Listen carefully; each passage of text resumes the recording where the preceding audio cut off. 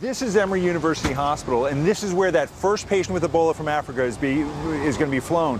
Many in Atlanta and across the country are asking why.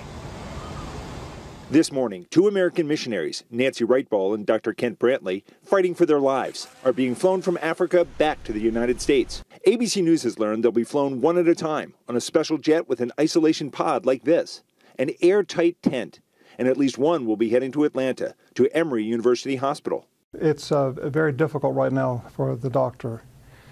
He's in what we would say stable, but right now very serious condition. And Nancy's is a little better. According to the CDC, it's the first time an Ebola patient will be treated in the United States.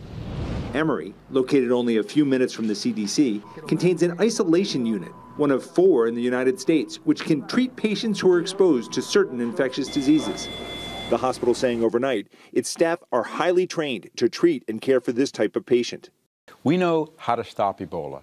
It takes meticulous work. You have to find the cases, respond to them, and prevent them. ABC News has learned that on Thursday, Dr. Brantly insisted on making sure the only dose of an experimental serum was given to Writebol instead of him.